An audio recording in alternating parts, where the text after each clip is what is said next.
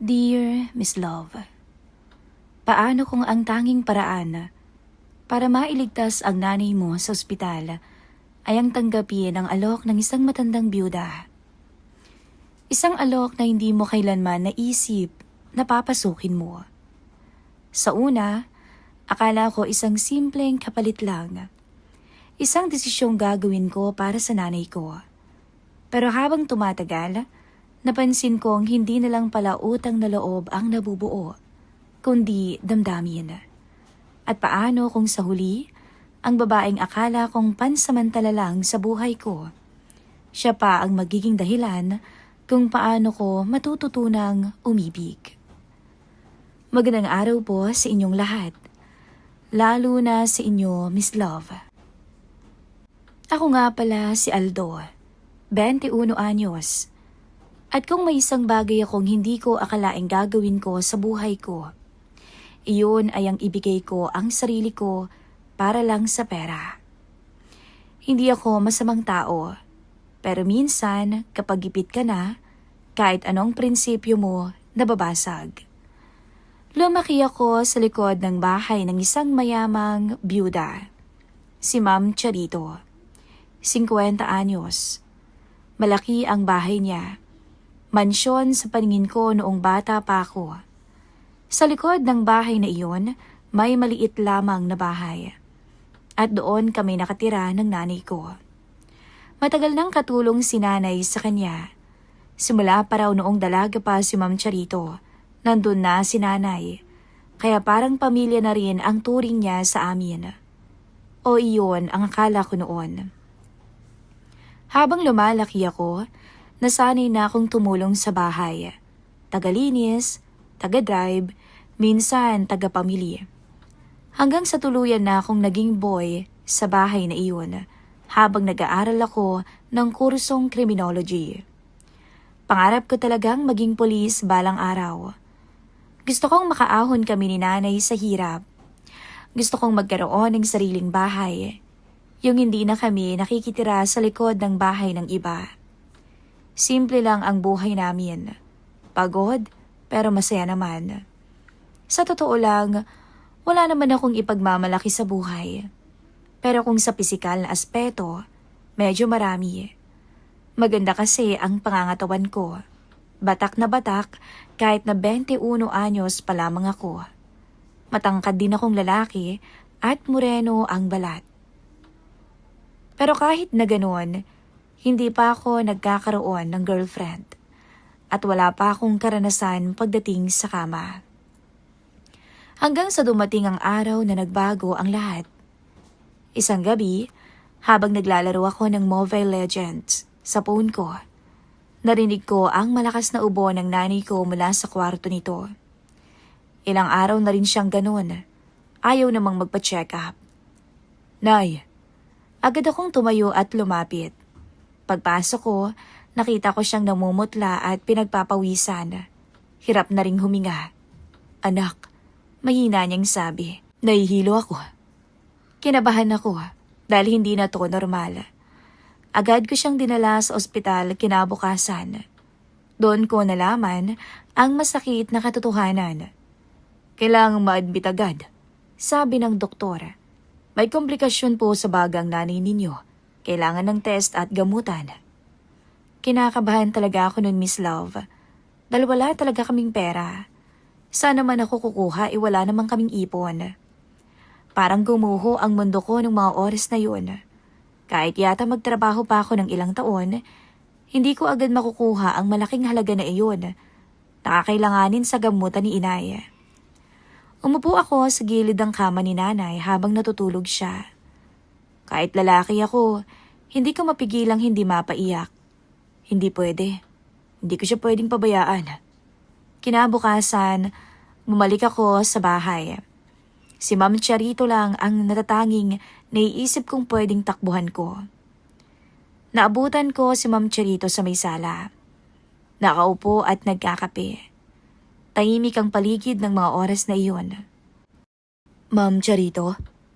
Mahina akong sabi. Tumingin siya sa akin.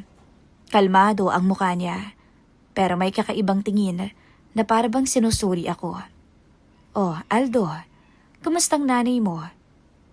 Napayuko ako. Kailangan po siyang ma-admit eh. Kaso, wala ho kaming pera. Saglit siyang natahimik. Uminom muna siya ng kape bago sumagot. Magkanong kailangan mo? Malaki po. At alam ko pong hindi ko po kayang bayaran kaagad. Huminga ako ng malalim. Ito na siguro yung sandaling kailangan kong magpakumbaba. Pwede po bang makahiram muna? Babayaran ko po, kahit hulugan. Kahit abutin pa ng ilang taon. Hindi siya agad sumagot. Sa halip, tumayo siya at lumapit sa akin. Doon ko napansin. Kahit 50 anyos na siya, Miss Love, hindi maikakaila na alaga niya ang sarili. Makinis ang balat, maayos ang pangangatawan, at talagang may kakaibang dating siya. Mistisa si Ma'am Charito. At maganda talaga kahit na may edad na. Sopistikadang tingnan. Hindi ko alam kung bakit, pero bigla na lamang akong nailang ng mga oras na iyon. Aldo, mainang sabi niya. Alam mo naman kung gaano ko kayo katagal na tinutulungan, hindi ba? Opo, ma'am. Mabilis kong sagot. At alam mo rin na hindi ako basta-basta nagbibigay ng pera ng walang kapalit. Napakunot ang noo ko noon. Po, lumapit pa siya ng kaunti. Halos isang dangkal na lang ang pagitan namin. Sige, hindi mo na kailangang bayaran ng pera. Diretso niyang sabi. Parang gumaan ang pakiramdam ko dahil sa sinabi niyang yun. Pero, sandali lang. Basta, may kapalit ka rin na ibibigay dapat sa akin. Dugtong pa niya. Nanlamig ang katawan ko. Ano pong ibig niyong sabihin? Tinitigan niya ako mula ulo hanggang paa. Ramdam ko yon. Parang sinusukat niya ako. Matagal na kitang napapansin, Aldo. Sabi niya, matikas ka. Magandang pangangatawan mo. At hindi ka naman na bata. Hindi ako makasagot. Parang natutuyo ang lalamunan ko. Kung papayag ka, mahina pero malinaw niyang sabi, ako na ang bahala sa lahat ng gastos ng nanay mo. Huminto siya saglit bago tuluyang sinabi ang gusto niyang ipahiwatig. Kapalit nun, magiging akin ka. Parang tumigil ang mundo ko. Ano pong ibig niyong sabihin? Alam ko naman na pero ayoko pang paniwalaan ang mga sinasabi niya. Aldo, malaki ka na. Alam mo na yun. Diretso niyang sabi. Hindi na kita iikot-ikutin pa. Napatras ako ng isang hakbang. Hindi ako makapaniwala sa naririnig ko. Si Ma'am Charito, yung amo namin, yung matagal nang tumutulong sa amin. Ganito ang gustong kapalit. Ako. Anyway, hindi kita pipilitin. Pero isipin mong mabuti, buhay ng nanay mo ang nakasalalay. Parang sinasakal ang puso ko sa mga sinasabi niya. Tama siya. Buhay ni nanay. Iyon ang kapalit. Sige na, umuwi ka na muna. Pag-isipan mo ang mga sinasabi ko. Tahimik akong lumabas ng bahay. Hindi ko na nga alam kung paano ba ako nakarating sa ospital. Pagkapasok ko, nakita ko si nanay na nakahiga. Mahina, pero pilit nang umingiti nung makita niya ako. Anak, okay na ako. Sabi niya kahit halatang hindi. Pwede na siguro akong lumabas. Ayos lang ako, anak, huwag mo na akong isipin pa. Doon ako napaupo sa gilid ng kama niya. Hinawakan ko ang kamay niya.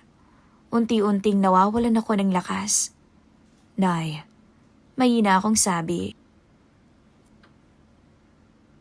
Hindi ko alam kung paano ko haharapin ang desisyon na kailangan kong gawin. Isang parte sa akin ang sumisigaw na mali, pero isang parte rin ang nagsasabing wala naman akong choice. Kinabukasan, bumalik ako sa bahay ni Ma'am Charito. Nasa may sala ulit siya, para bang inaasahan niya na ako. Pagpasok ko, diretso ko siyang hinarap. Hindi na ako nagpaligoy-ligoy pa. Papayag na ho ako, Ma'am Charito. Tahimik lang siyang tumingin sa akin. Pero sisimulan ho natin agad ang gamutan ng nanay ko. Ngumiti siya, pero hindi yon yung ngiti na nakasanayan ko. May kakaiba. Good, sabi niya. Alam kong pipiliin mo ang tama, Aldo. Tama, pero sa loob-loob ko, parang may mawawala naman sa akin. Isang bagay na hindi ko na maibabalik pa. At doon nagsimula ang isang kasunduang magpapabago pala sa buhay ko. Hindi lang bilang anak, kundi isang lalaking unti-unting mawawala sa kanyang sarili at prinsipyo. Kinagabihan, hindi ako agad nakatulog. Paulit-ulit na umiikot sa isip ko ang desisyong ginawa ko. Kahit anong pikit ko, mukha ni nanay ang nakikita ko. Nahihirapan at umaasa sa akin. At sa kabilang banda, si Ma'am Charito. Yung ngiti niya kanina, hindi ko makalimutan. Maaga akong nagising kinabukasan. Hindi na rin ako nag-abala pang kumain.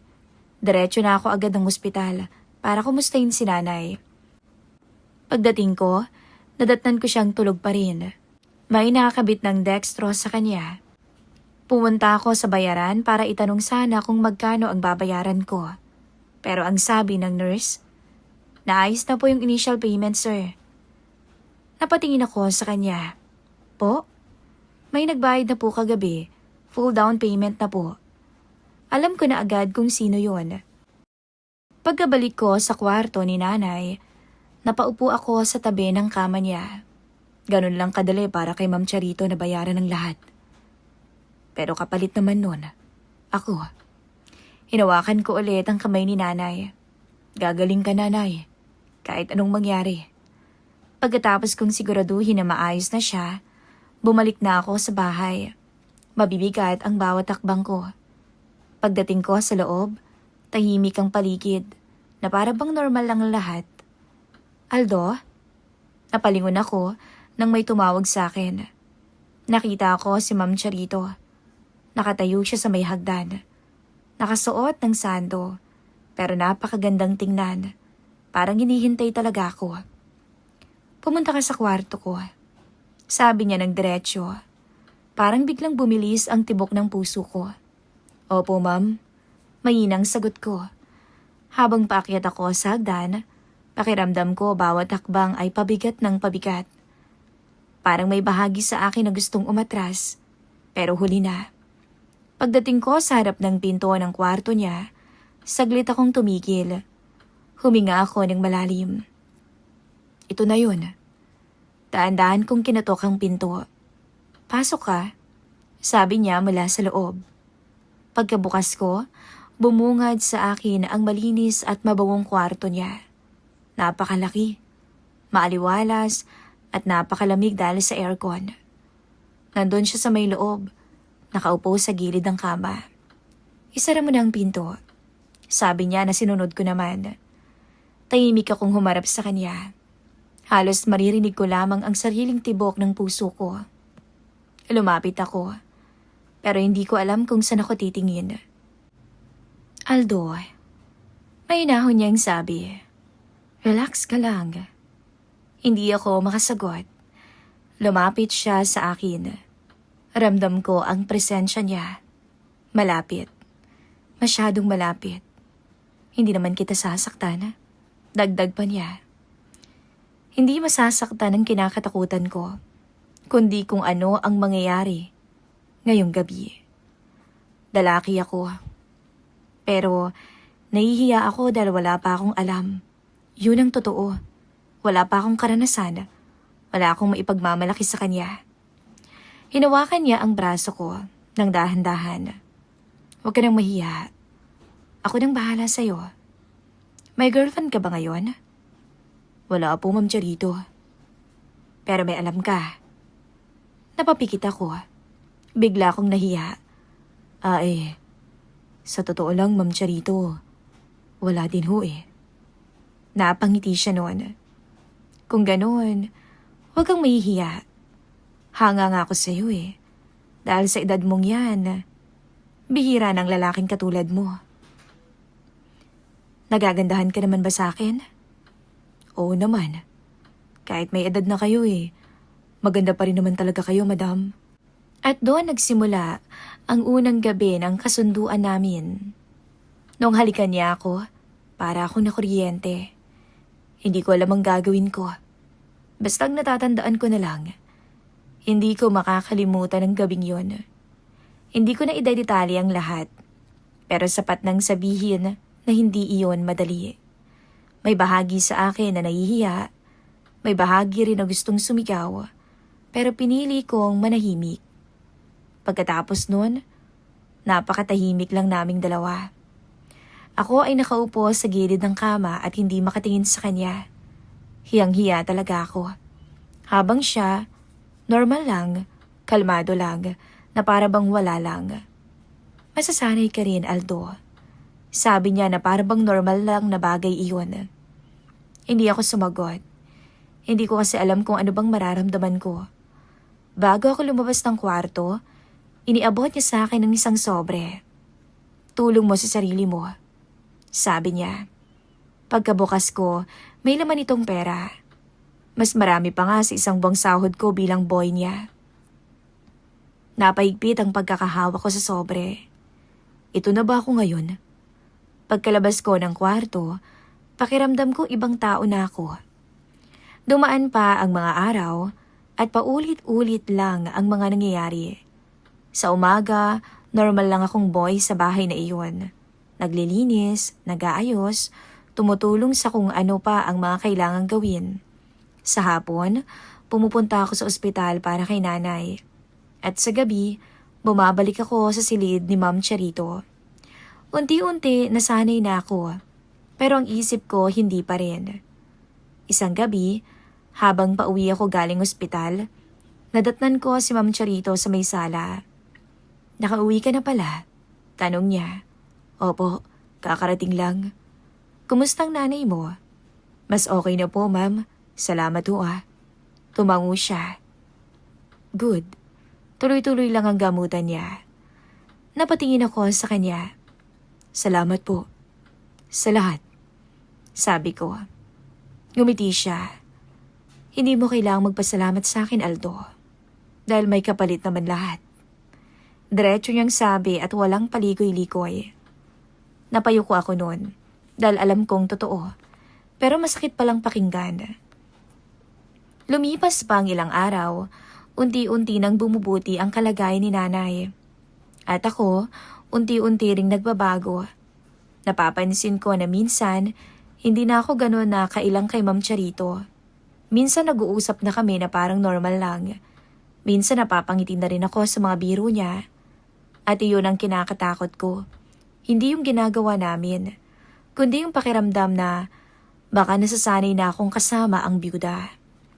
Isang gabi, habang magkasama kami sa kwarto niya, bigla niya akong tinanong, Aldo, galit ka ba sa akin? Napatingin ako sa kanya. Hindi ko agad siya sinagot. Kasi hindi ko rin alam. Tahimik kaming dalawa ulit. Hindi naman kita pinilit, hindi ba? May choice ka naman. Dagdag pa niya. Natawa ko ng mapait. Choice? Kung kayo bang nasa kalagayan ko, ma'am, ano bang pipiliin ninyo?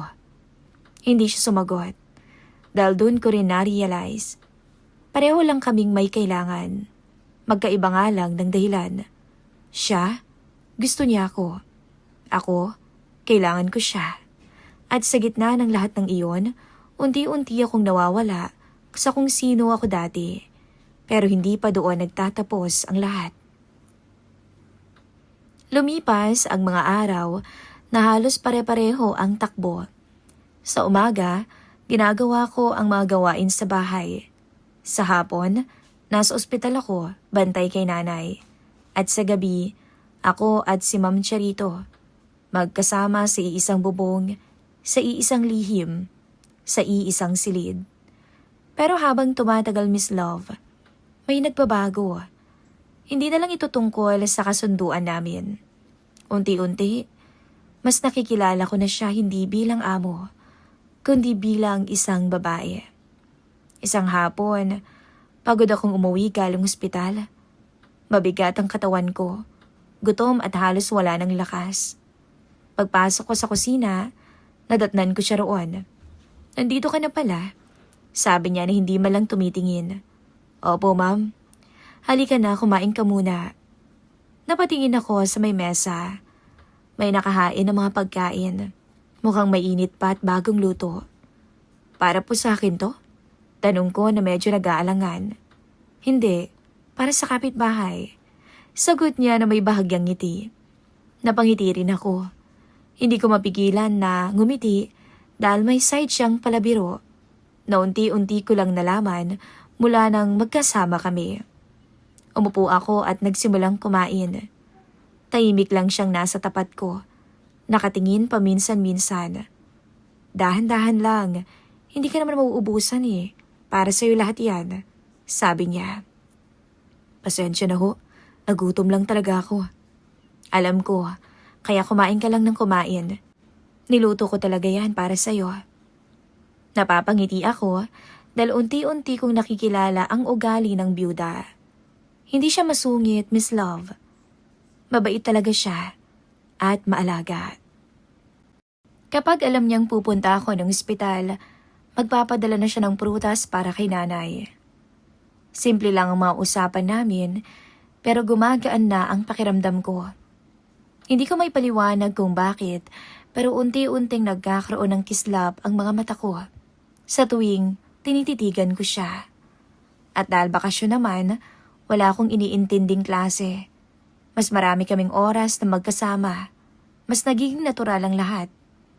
Isang gabi, habang nasa beranda kami, tahimik ang paligid at malamig ang simoy ng hangin.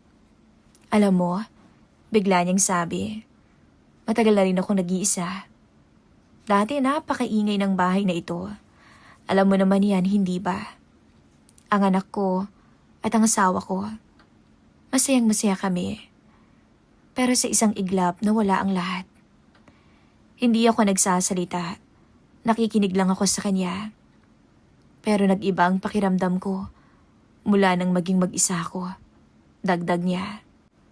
Namatay kasi ang mag-ama ni Ma'am Charito sa isang aksidente. Sinundo ng asawa niya ang anak nila sa eskwelahan at sa pag-uwi nila na aksidente sila na siyang bumawi sa buhay ng dalawa. Alam ko rin naman ang hirap na pinagdaanan ni Madam Charito. Kaya nga naiintindihan ko kung bakit naging masungit siya simula noon. Saglit siyang natigilan at tumingin sa akin. Salamat, Aldo. At nandito ka. Anya, hindi ako makasagot. Pero may gumaan sa loob ko. Unti-unti, nasasanay na rin ako sa presensya niya. At sa totoo lang, hinahanap-hanap ko na rin siya. Hanggang sa isang araw, bigla niyang sinabi, Aldo? Po, ma'am? Sasama ka sa akin bukas ha? Saan ho? May pupuntahan lang tayo. Isang party. Hindi na ako nagtanong pa. Tumango na lamang ako. Kinabukasan, binigyan niya ako ng maayos na damit. Polo, pantalon, sapatos. Subukan mo kung bagay sa'yo, sabi niya. Pagkaharap ko sa salamin, saglit akong natigilan. Natulala ako. Parang hindi ako yun eh. Ayos, bagay sa'yo, sabi niya habang nakamasid. Salamat po. Pagdating namin sa venue, agad kong naramdaman na hindi ako kabilang sa mundong yon. Magagara ang damit ng mga tao. Mukhang mamahalin ang lahat ng suot. May mga alahas. Bawat kilos nila parang sanay na sanay sa ganitong klase ng buhay. Dumikit ako sa kanya. Relax ka lang. Kasama mo naman ako eh.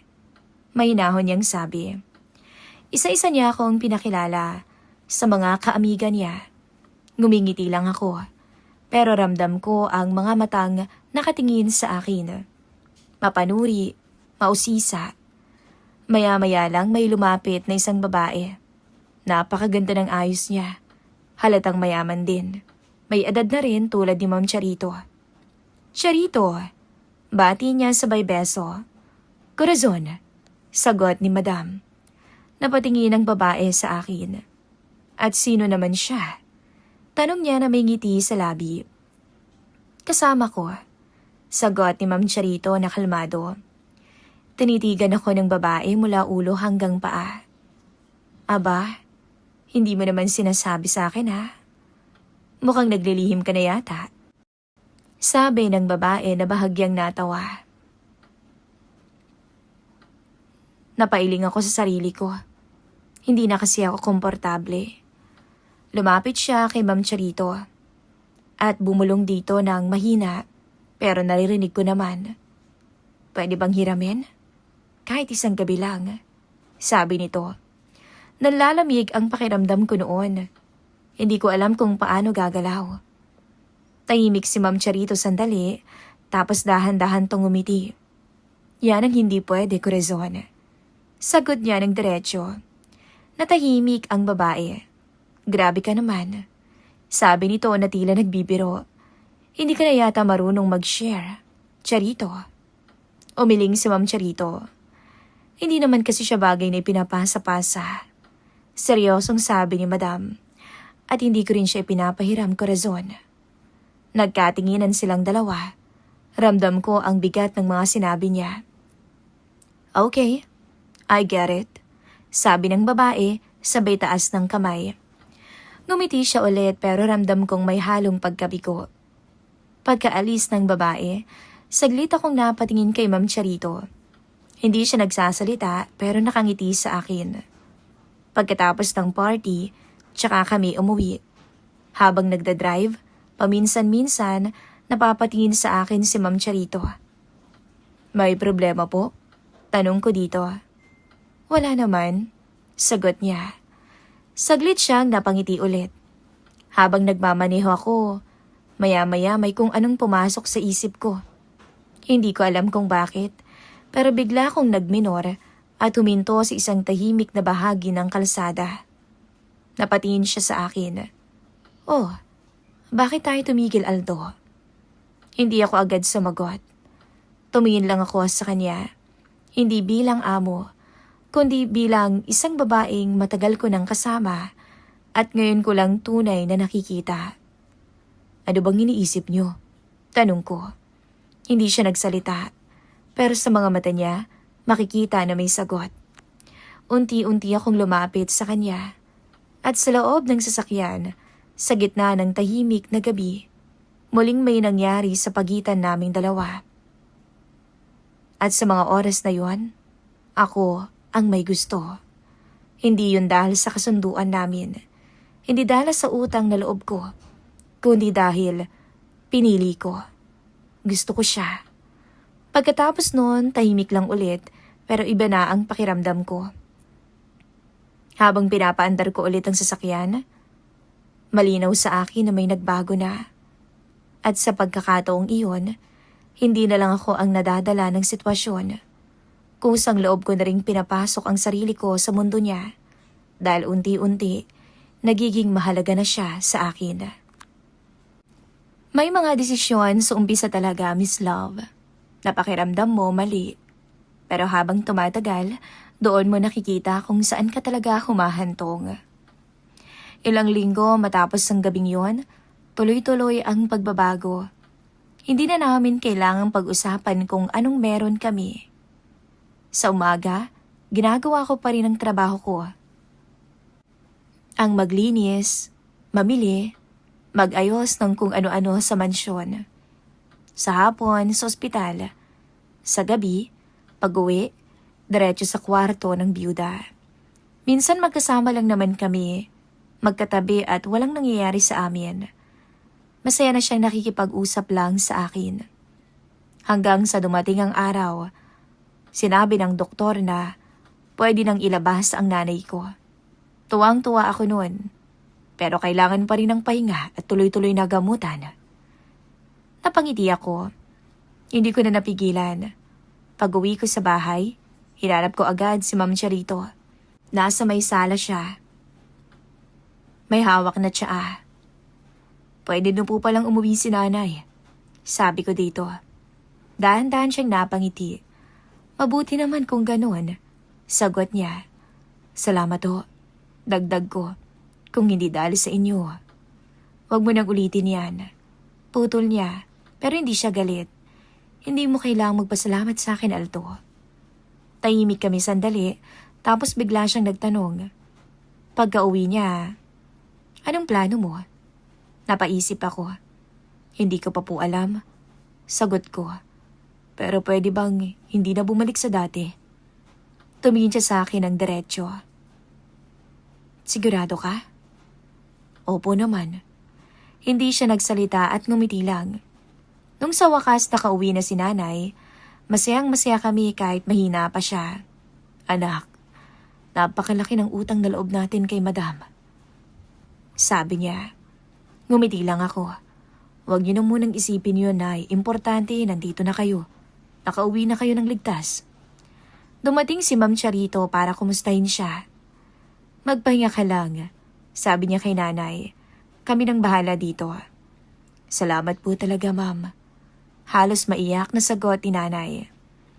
Tama na yan, sagot niya. Basta gumaling ka. Pinapanood ko lang silang dalawa. Sa unang pagkakataon, hindi ko tiningnan si Ma'am Charito bilang amo, kundi bilang babaeng pinili ko na pagkatiwalaan. At doon ko mas naintindihan, hindi lang ako ang binago ng sitwasyon, pati siya. Lumipas ang mga araw. Si nanay nasa bahay lang muna. Ako naman ang mas madalas na nasa loob ng bahay ni Ma'am Charito. Hindi dahil kailangan, kundi dahil gusto ko rin. Isang gabi, nasa beranda kami. Mahangin at tahimik na ang paligid. Pwede ka nang umalis kung gusto mo. Bigla niyang sabi. Napalingon ako. Bakit niyo po nasabi yan? Dahil wala ka naman ng dahilan para manatili. Diretso niyang sagot. Ayokong isipin mo naman may obligasyon ka pa. Magaling naman ng nanay mo. Hindi mo na kailangan ng pera. Napangiti ako ng bahagya. Kung aalis ako, matagal ko na sanang ginawa. Natahimik siya sa sinabi ko. Hindi na po ako nandito dahil may kailangan ako sa inyo. Matagal nang hindi ganun. Dagdag ko pa.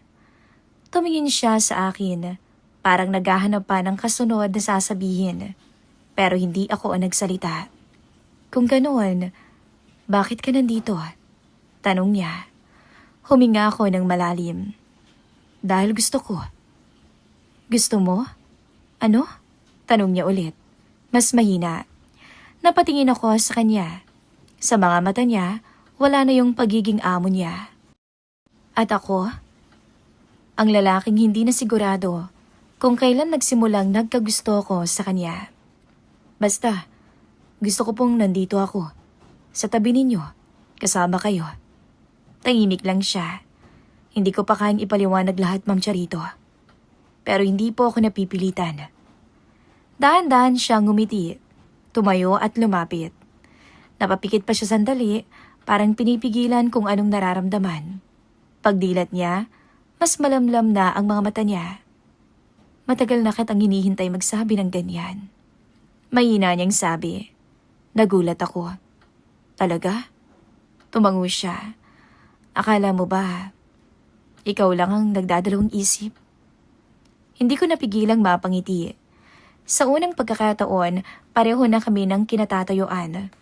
Wala nang kasunduan, wala nang kapalit, kundi pagpili. Mula noon, nag-iba ang lahat. Hindi na ako boy sa bahay na iyon. Hindi na rin siya basta amo lang. Magkasama kami sa hapag, magkatabi sa higaan, magkausap, hindi nag-iiwasan. Si nanay, tahimik lang na napapansin ang pagbabago sa pagitan naming dalawa ni Madam Charito. Hindi siya nagtatanong. Pero isang hapon, nagulat ako nang tinanong niya ako. Anak, masaya ka ba? Tumingin ako sa kanya. Nay, ano hong ibig niyong sabihin? Anak, kahit hindi mo sabihin, alam ko. Nakikita ko ang lahat. Masaya ka ba? Opo. Sagot ko ng mahina. Ngumiti lang siya. At sa wakas, sigurado na ako. Hindi ko man nasasabi pa ng diretso ang salitang mahal kita. Kahit siya rito, alam kong doon na rin yon pupunta. At sa bawat araw na magkasama kami, unti-unti ko na rin yung natututunang aminin, hindi lang sa kanya, kundi sa sarili ko, na nagmahal ako ng babaeng malaki ang agwat ng edad sa akin. Hanggang dito na lamang po ang kwento ko, Miss Love, at maraming salamat po sa pag-share ng aking istorya sa channel niyo.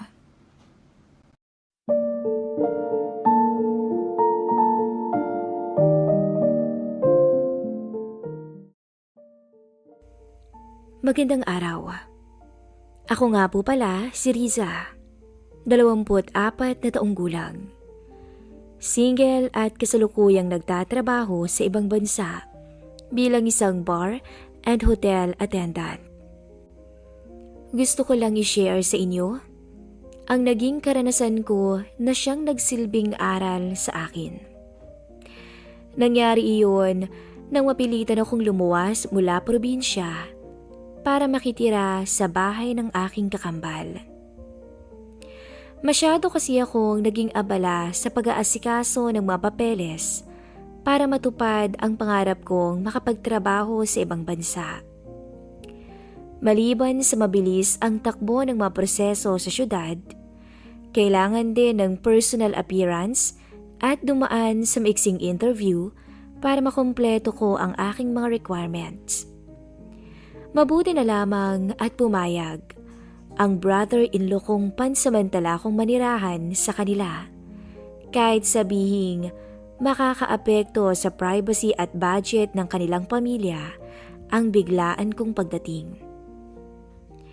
Magpahinga ka muna at alam kong napagod ka sa biyahe, wika ni Rika, ang aking kakambal.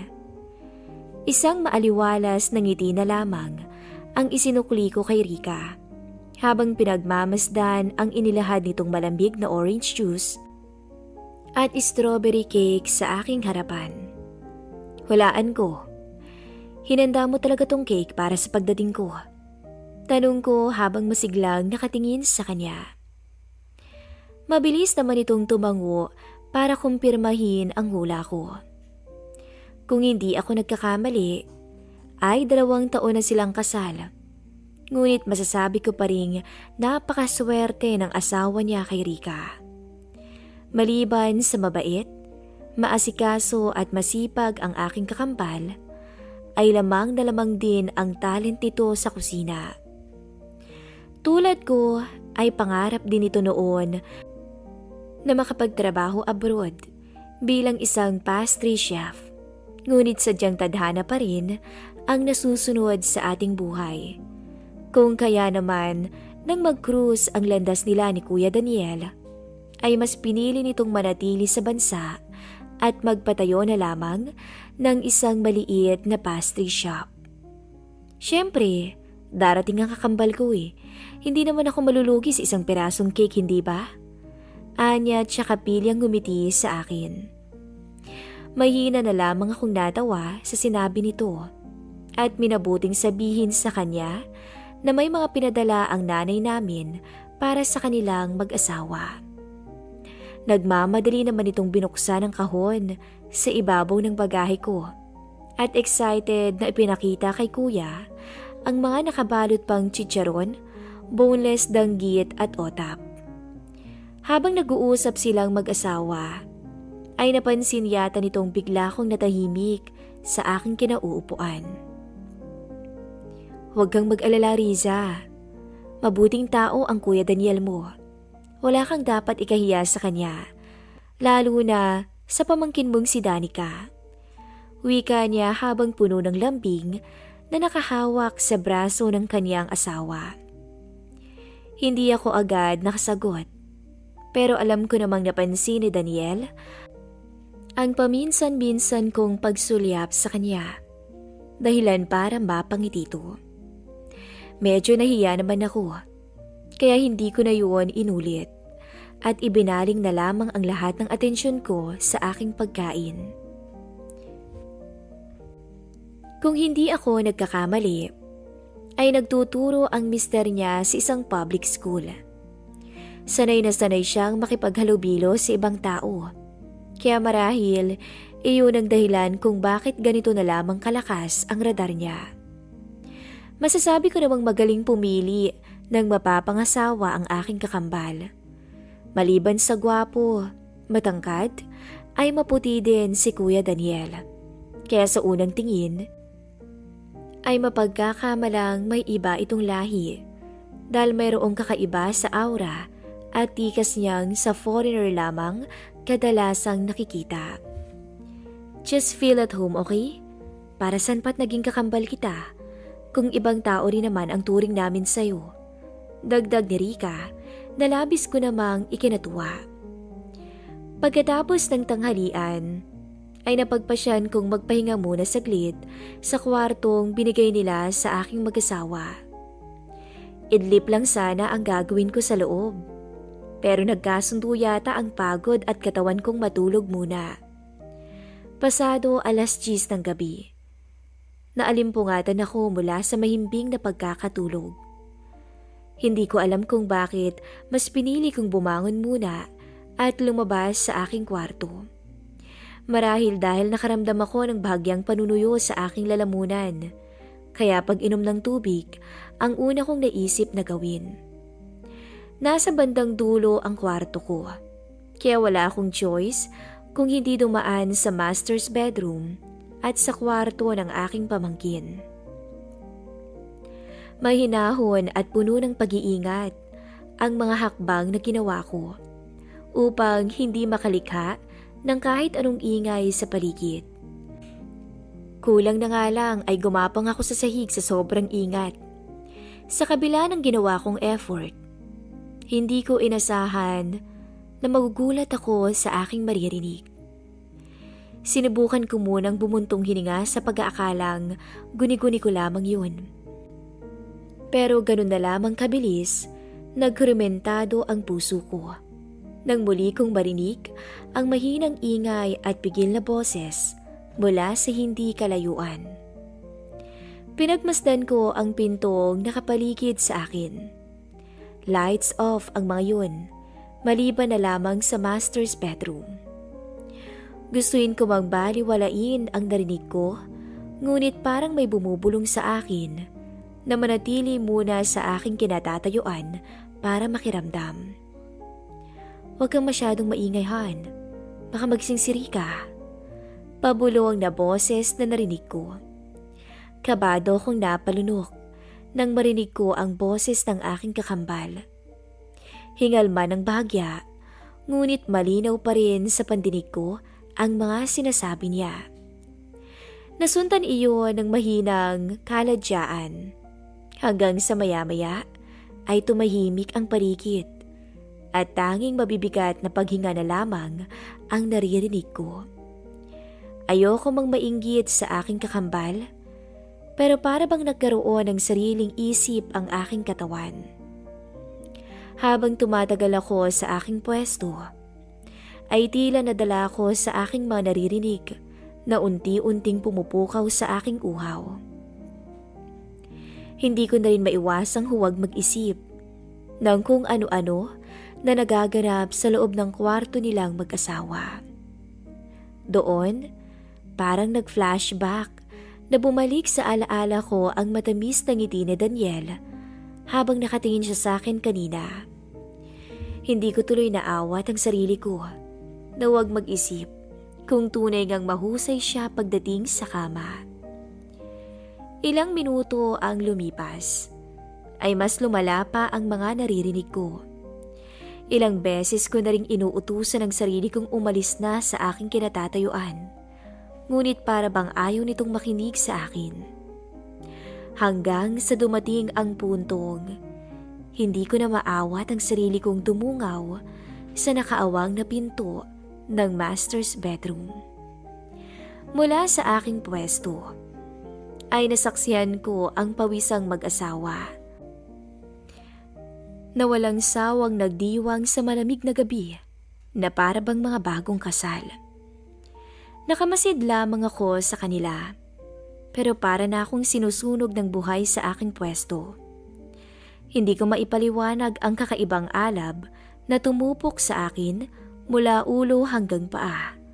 At mas lumala pa yun hanggang sa hindi ko na nalabanan pa. Isang hakbang paatras ang ginawa ko upang makaiwas nang hindi inaasahan na magtama ang mga mata naming dalawa ni Kuya Daniel. Ilang taon na ba akong walang karanasan sa kama? At ganito na lamang ang epekto sa akin noon. Tanong ko sa aking sarili habang nakatingin na sa kisame. Pinansin ko ang bilis ng tibok ng puso ko habang bumabalik sa alaala ko ang mga nasaksihan ko sa master's bedroom. Ano na, Riza? Kung bakit ba naman kasi hindi ka nalang tumakbo at umiwas, diba? Sana hindi ka nalang nagpunta doon. Nagkaroon ka patuloy ng sakit sa ulo ngayon. Inis kong sambit nang makasiguradong nagtama nga talaga ang mga mata naming dalawa ni Kuya Daniel kanina. Gusto kong mapasabunot sa aking sarili dahil nag-aagaw ang guilt, inis at kagustuhan kong alalahanin ang mga nangyari. Yung kakaibang behavior ni Daniel kanina, ano kayang ibig sabihin nun? Bakit ganun na lamang siya makatingin? Kahit abala silang dalawa ni Rika ng mga oras na yun.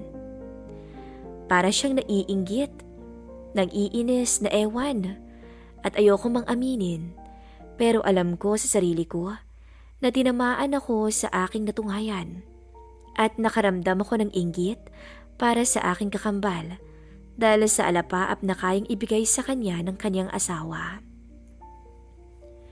Habang unti-unting bumabalik sa alaala ko ang nangyari kanina, ay hindi ko namalayan na unti-unti ko na palang binababa ang short ko hanggang sa tuluyan kong tinugunan ang uhaw na bumabagabag sa akin. Makailang beses ko ring hiniling na sana'y huwag nang maulit ang nangyari kagabi sa takot na baka magkasala lalo ang madumi kong isipan.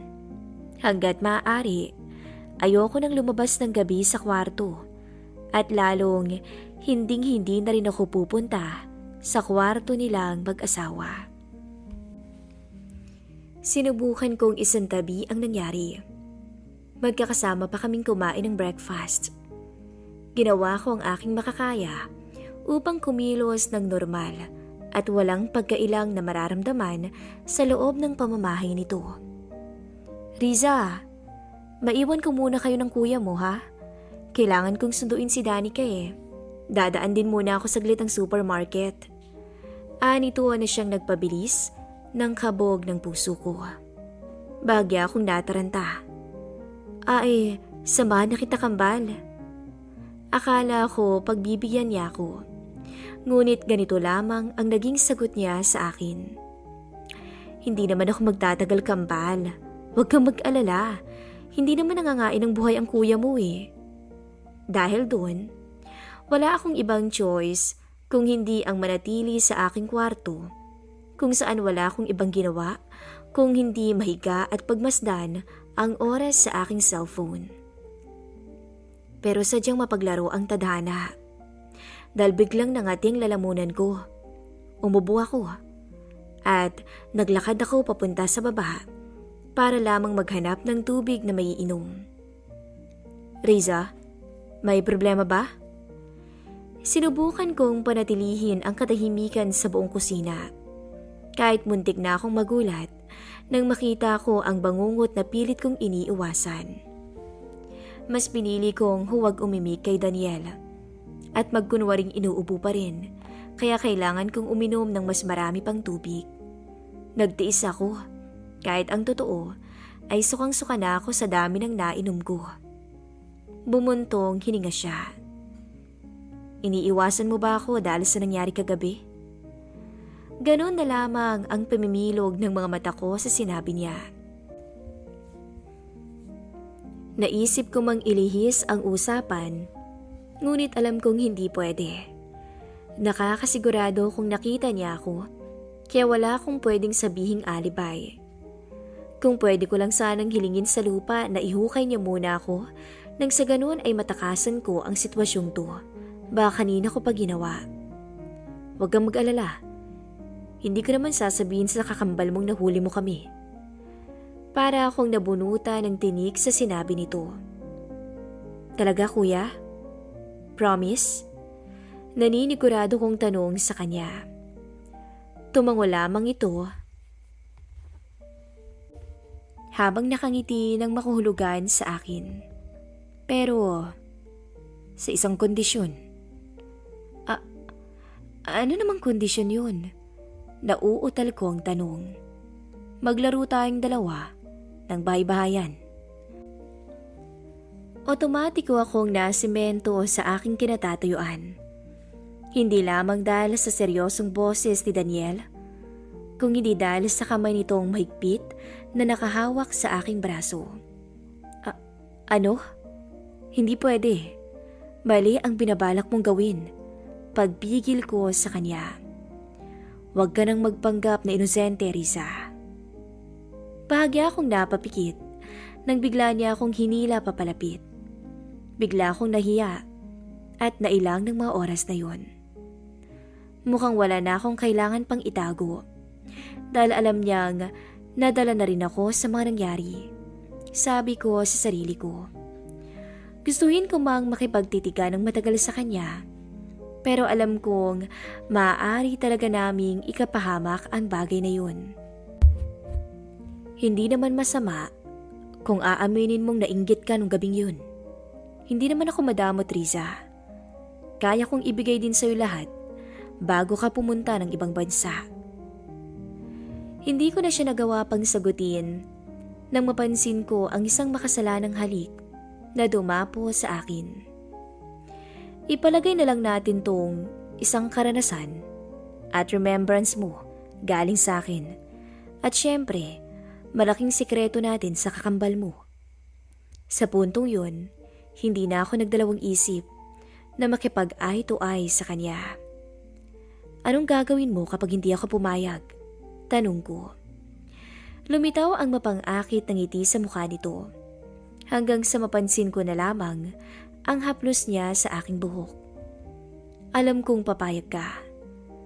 Halata ko yun habang nakatingin ka sa akin kagabi, Riza.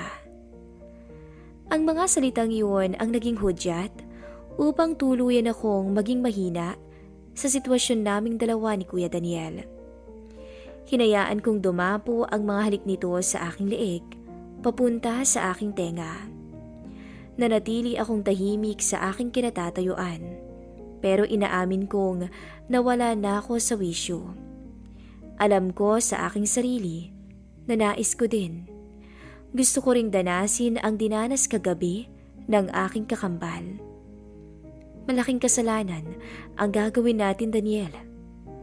Kapos ang hiningang pagtango lamang ang sinagot niya sa akin. But it's worth the risk, right? Tama siya. Alam kong mali ang ginagawa naming dalawa ni Daniel. Pero hinayaan ko pa rin siya hanggang sa hindi ko namalayan na umabot na yun ng mahigit 1 buwan.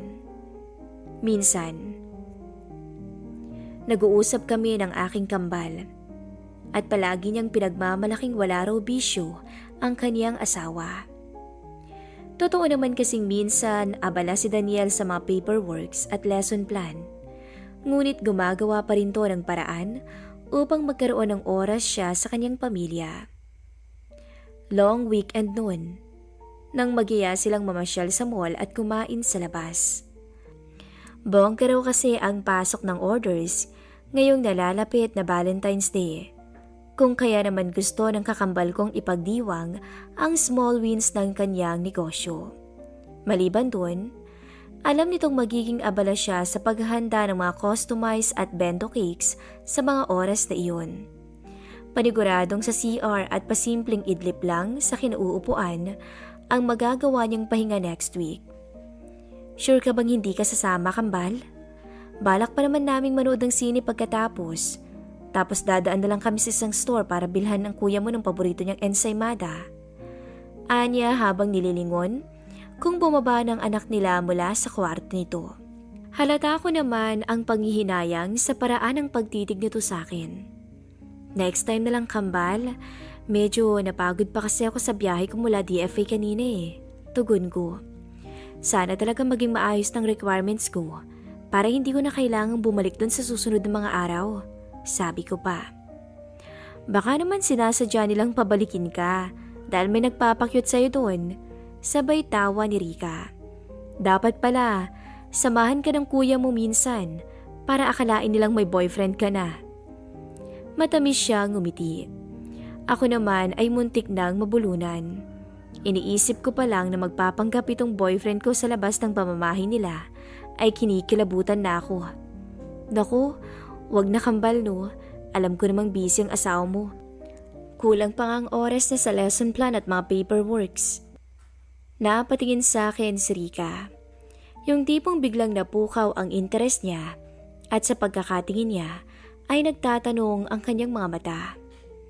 Nabanggit mo kasi kanina ang nagkukulong si kuya sa study area ngayon kaya hindi siya makakasama sa'yo. Sayang naman. Sabi ko na lamang. Sunod-sunod tong napatango na para bang nagawa niyang alalahanin ang mga naging usapan namin kanina. O siya, alis na kami ha?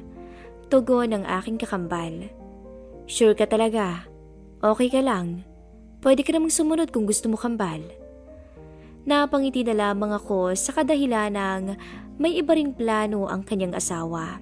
Kung kaya sinabi nitong kailangan kong magpaiwan. Tatapusin lang daw nito ang mga papeles at ako naman ang aasikasuhin nito pagkatapos. Makalipas ang ilang minuto ay tuluyan ang nakaalis silang dalawa. Habang naglalakad papunta sa study area, sumulyap muna ako sa full-size body mirror malapit sa kwarto ni Danica. Halata pala ngayon ang korte ng katawan ko sa suot kong maong na sexy shorts. Hindi naman ako nag-ayos, pero bakit pansin kong may bahagya na ring pagbabago ang aking sarili? Ewan. Kinulit kanyang sumama sa kanila no? Nakangiti nitong tanong sa akin. Umupo ako sa tabi niya. Mabilis naman itong tiniklop ang folder na nasa harapan, tsaka niya ako hinalikan sa pisngi. Sunod nitong hinawakan ang kamay ko, tsaka malambing yung pinisil. Malapit na tayong dalawa sa finish line. Anya, tsaka makahulugang tumingin sa akin.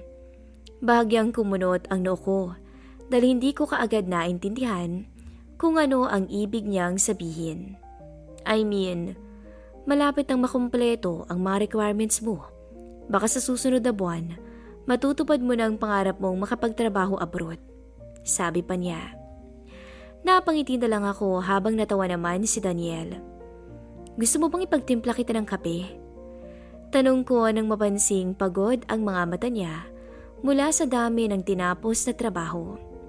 Pwede ba? Anito habang nilalapit ang mukha sa akin. Nagsalubong ang aming tingin at nagkangitian kaming dalawa. Oo naman, pero tulad nga ng mapalagi kong sinasabi sa'yo, hindi kasing sarap ng timpla ni Rika ang timpla ko. Alam mo namang gifted ang kamay ng kakambal ko pagdating sa pagluluto. Masarap naman ah. Papuri niya matapos ko siyang ipagtimpla ng simpleng mocha latte espresso. Parang ako? Sabi ko na may kasamang tawa. Napatingin siya sa akin habang nakangiti. Marahil tulad ko ay tinupok na rin siya ng init. Hindi dahil sa kape, kung hindi dahil alam namin ang susunod na mangyayari. Hindi ito ang unang beses na magkakalat kami sa study area niya. Hindi rin ito ang unang beses na ihihiga niya ako sa mga folders ng mga lesson plans niya para sa kanyang mga estudyante. Halos mabaliw ako ng sandaling yun. Mahigpit ang yakap ko habang pawisan kaming tumutugon sa bawat halik at haplos ng isa't isa. At sa huli, ay muli niya akong nadala sa rurok. Hindi pa naman ito ang huling beses, diba? Sabi nito sabay lapit ng mga labi niya sa mga labi ko. Umiling ako hanggang sa isang matamis na halik ang iginawad namin sa isa't isa. Hanggang sa muling pumulupot ang kaliwang braso ko sa batok niya na para bang humihiling pa ng isang beses na tinanguan naman niya. kasabay ng pag-uga ng kama, nang bigla kaming makarinig ng tunog mula sa labas. Pinagsawalang bahala namin yun, dahil inakala naming pusa lamang ang nanggugulo sa master's bedroom. Dad, nasa study area ka pa? Otomatiko kaming napakala sa isa't isa ni Kuya Daniel. Kapwa natataranta at kinakabahan sa malaking posibilidad na mahuli kaming dalawa ng aking kakambal. Bilis, magtago ka muna sa ilalim ng mesa. Hingal nitong sabi sa akin. Tulalaman dahil sa pagkadismaya, pero mas malaki ang kagustuhan namin na huwag kaming mahuli ni Rika. Ito ang unang beses na muntik na kaming mahuli sa akto at sa mismong study area pa talaga kung saan alam nitong busy sa trabaho ang kanyang asawa kaya hindi ito nakasama sa bonding time nilang pamilya. Ramdam ko ang lamig ng aircon na dumadampi sa aking kutis. Ayoko namang basta na lamang kumuha ng papel at baka mamaya ay mahuli pa kami kapag nakagawa ako ng mahinang tunog. Hindi ko tuloy maiwasang huwag makaramdam ng hiya habang pinapakinggan ang usapan nilang mag-asawa ng mga panahong yun. Feeling ko ay unti-unti akong sinisisi ng aking konsensya mula sa pagtataksil na ginawa naming dalawa ng asawa nito. Hanggang sa puntong alam kong nababawasan na ang oras ni Daniel para sa kanyang pamilya dahil sa mga lihim namin. Habang tumatagal, ay mas nadaragdagan na rin ang kasalanan namin.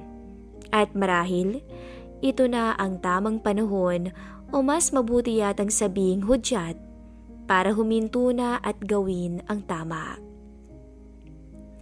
Masasabi kong labis kong pinagsisisihan ang mga nagawa kong kasalanan sa aking kakambal. At kahit 3 taon na akong nagtatrabaho ngayon sa ibang bansa, habang panay ang padala ko upang tulungan sila sa pag-aaral ni Danica sa kolehiyo, ay alam kong hindi sapat yun upang maihukay ko sa limot ang lahat ng mga nangyari. Tunay ngang mali ang magpadala sa tukso. Hindi iyon tama. Tulad na lamang ng naging karanasan ko. Nagustuhin ko mang kalimutan ang mga nangyari, ngunit mukhang matatagalan pa bago ko mapatawad ang aking sarili.